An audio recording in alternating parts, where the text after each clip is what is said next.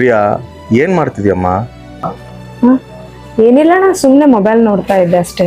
Bible ತಗೊಂಡು ಓದ್ಬೇಕಂತ ಬಂದು ಆ ಬೈಬಲ್ ಪಕ್ಕಕ್ಕೆ ಇಟ್ಬಿಟ್ಟಿಯಾ? ತುಂಬಾ ಸಮಯದಿಂದ ಆ ಮೊಬೈಲ್ ನೋಡ್ಕೊಂತ ಟೈಮ್ ಎಲ್ಲ ವೇಸ್ಟ್ ಮಾಡ್ತಿದ್ಯ. ಬೈಬಲ್ ತೆಗೆದು ಮತ್ತೆ ಯಾಕೆ ಮುಚ್ಚಿಟ್ಟಿದ್ಯಾ? ಬೈಬಲ್ ಓದ್ಬೇಕಂತಾನೆ ತಗೊಂಡಿದ್ದೀನಿ ನಾನು. ನನಗೆ ಏನು ಅರ್ಥ ಆಗ್ತಾ ಇಲ್ಲ, ಅದಕ್ಕೆ ಪಕ್ಕಕ್ಕೆ ಇಟ್ಬಿಟ್ಟೆ. ಅಲ್ಲಮ್ಮ, ನಿನ್ನ ಆತ್ಮೀಯತೆಯನ್ನು ಬಲಪಡಿಸುವಂಥದ್ದನ್ನು ಓದದೆ ನಿನ್ನ ಆತ್ಮೀಯತೆಯನ್ನು ಬಲಹೀನಪಡಿಸುವ ಆ ರೀಲ್ಸ್ ನೋಡ್ತಾ ಟೈಮ್ ಎಲ್ಲ ವೇಸ್ಟ್ ಮಾಡ್ತಿದ್ಯಲ್ಲ. ಬೈಬಲ್ ಅರ್ಥ ಆಗ್ಬೇಕಂದ್ರೆ ದೇವರ ಜ್ಞಾನ ಅವಸರಮ್ಮ. ದೇವ, ನನ್ನ ಕಣ್ಣುಗಳನ್ನೇ ತೆರಿ, ಆಗ ನಿನ್ನ ಧರ್ಮಶಾಸ್ತ್ರದ ಅದ್ಭುತಗಳನ್ನು ಕಂಡುಕೊಳ್ಳುವೆನೆಂದು ದಾವೀದನು ಪ್ರಾರ್ಥಿಸುವಂತೆ.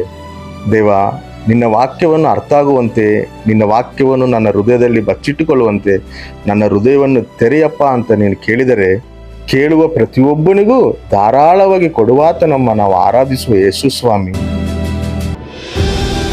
ಹೀಗೆ ವ್ಯರ್ಥವಾದದಕ್ಕಾಗಿ ನಿನ್ನ ಸಮಯ ಎಲ್ಲ ಹಾಳು ಮಾಡಿಕೊಂಡ್ರೆ ಹೋಗಿರುವಂಥ ಸಮಯ ಮತ್ತೆ ಬರೋದಿಲ್ಲಮ್ಮ.